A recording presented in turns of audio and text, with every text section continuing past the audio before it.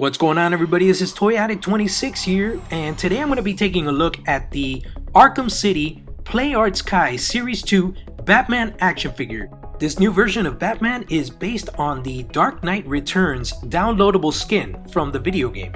And just like the previous assortments, the package can be opened up like a book to reveal the figure inside, which is visible behind a clear plastic window, alongside a dynamic image of the figure and character bio. Now let's take a look at this awesome figure out of the package. The head portrait is very detailed. You could tell that it's an older Bruce Wayne under the cowl here by seeing the prominent wrinkles in his cheeks there. And he has a very stern, serious look. Got these really awesome wrinkles up here at his brow that make him look very angry. From every angle that you place the figure in, it looks great. The bat emblem on the chest here, it looks like it's made of like a reptilian or alligator skin, and it was something that was just glued on to his costume. I don't recall seeing this kind of texture in the video game. I haven't played Arkham City in a while, so maybe some of you guys may notice that this was accurate to the game, but this kind of stands out a lot. I don't know if I really dig this. I think I would have liked the bat emblem to be like a flat black, because that just really makes it pop out too much, and it just looks kind of out of place. Another thing that is a bit odd is the abdomen area here. There's so much details and wrinkles and striations across the abdominal area here that you kind of get lost in the sculpt, and I can't really tell where the abdominal muscles are. Also, the lower part of the torso tends to be twisted that way, and it looks like this is the beginning of the abdominal muscles here, but they don't join up, they don't align correctly with the upper two muscles right here. These are the only ones that you can really kind of point out real easy, but the ones in the lower abdominal, I don't know if it's because the figure was produced twisted this way. I tried turning this bottom portion and it doesn't turn, and I don't want to break the figure, so I don't know, there was kind of a bit of a weird thing going on here in the abdominal area. But I mean, overall the figure as a whole looks awesome. The utility belts are incredibly detailed. I mean, these things go all around his waist. There's all sorts of different ones. There's this one here. There's these that have like the little strap coming down, and they go all across. They're painted in yellow, but then they have like dry brushed brown, so it has that old worn effect, and that looks fantastic. This Dark Knight Returns Batman also features this really cool rope with batarang. For those of you who have read the Dark Knight Returns comics, or those of you who haven't, Bruce Wayne, the older Batman, does use a very similar shaped in design batarang attached to a rope, which he uses to grapple onto buildings and whatnot. And it's really cool that they added this little accessory. Now, the really cool thing about this is I like to look at details, and I mean, this batarang looks like it's something that's seen a lot of action. It looks like it was roughly made. I mean, you see on the surface of the batarang, there's all these bumps and scrapes. Usually the batarangs are very nice and smooth, clean cut, but this batarang, it just shows a lot of wear. It shows like it's probably an older accessory, older batarang that was made by Bruce Wayne, but he continues to use it because I guess it's one of his favorites or whatnot. So it's almost like if it's an antique. So I really like the approach that the Square Enix folks took with that. Now, the really cool thing about this is that the batarang is attached to this rope, and the rope is not, usually with figures you'll have like some type of cheap thread or like an elastic band attached to the batarang, but with this you have like a nice sculpted rope, and it's already in a loop here, so you can place this one in the hand, have the batarang hanging, and then you have the other end which has a semi-loop, so you can place this bigger loop here, in his hand like so, and that looks really awesome. So I really love this specific accessory that the figure comes with. Now let's go ahead and take a look at the hands that the figure has. Batman includes two pairs of hands. For grasping, he has this one, which is more closed for holding the rope and the batarang, and then he has this other hand, which is a little more open for grasping the other end of the rope, or just for some really cool, like taunting poses or whatnot. And then the figure includes two closed-fisted hands, and he brings this awesome hand, which is a batarang hand. And what's really awesome about this particular hand is that, just like in the Dark Knight Returns comics, these are the mini batarangs that he places between his fingers.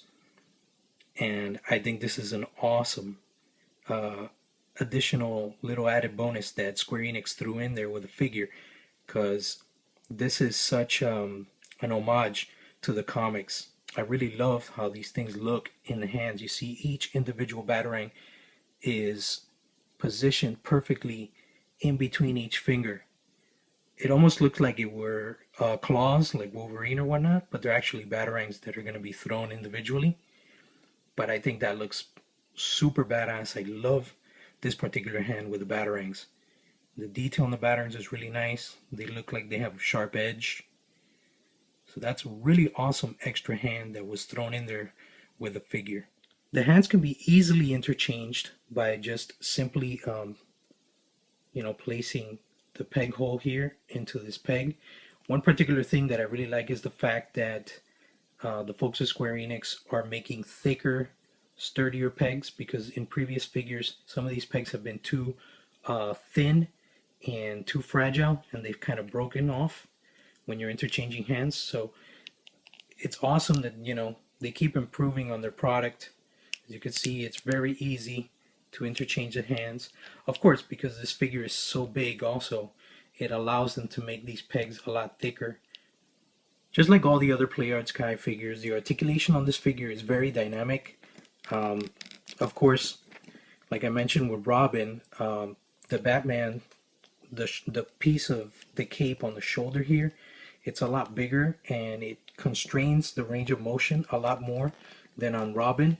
So you can see here, basically, you can't get the shoulder up too high because you got this huge piece of the cape laying over the bicep. I mean, it's a soft rubber. You can kind of fold it back and try to get a little more play on the arm, but you want to be careful. You don't want to break that. Either way, you still got plenty of articulation. You got the ball socket and the hinge here. You got a swivel at the bicep. You've got the ratcheting joint at the elbow with the ball socket, and you also have a ratchet joint here at the wrist and the ball socket as well.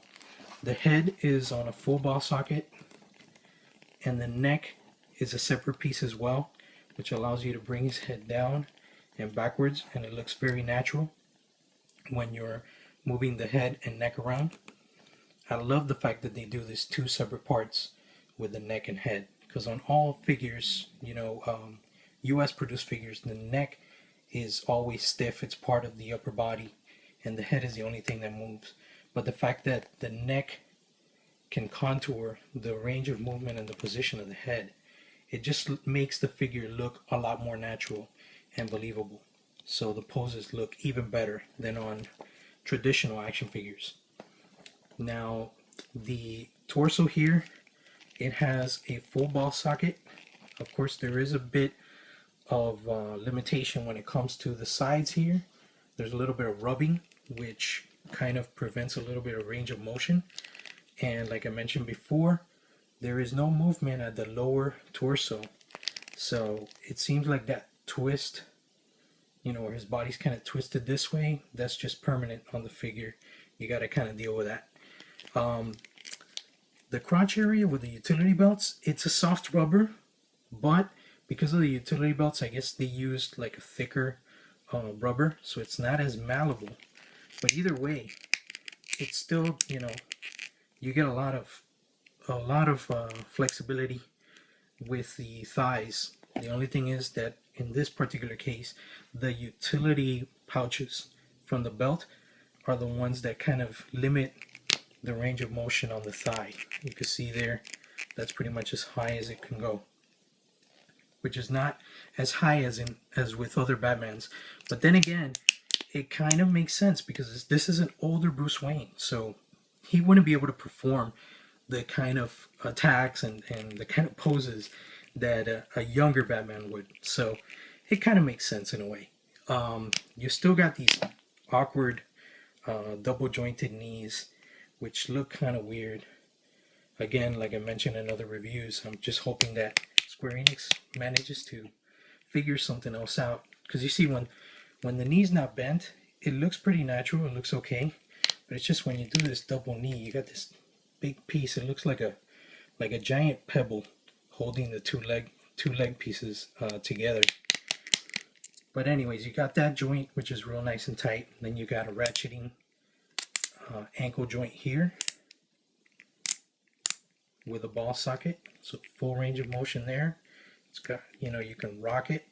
And then it also has the tip of the boot has a swivel, so you can actually swivel the tip of the boot for getting Batman in some nice poses without falling over.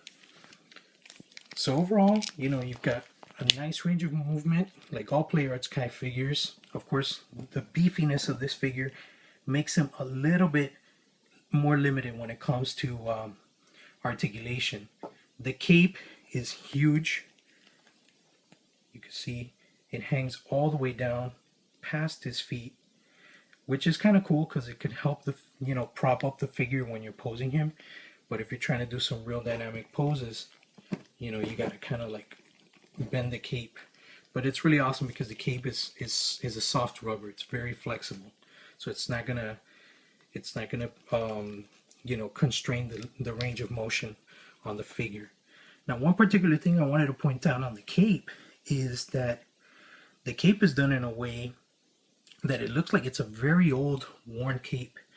You can see it's almost like it's got like this dried up, cracked surface, which looks really awesome, and again, makes a lot of sense for a Dark Knight Returns Batman, because this is an old Batman coming out of retirement, using an old costume that's probably been laying around for a while, and it, from all the battles and all the action it's seen, I mean, the costume is kind of like, drying up and tearing up at certain points.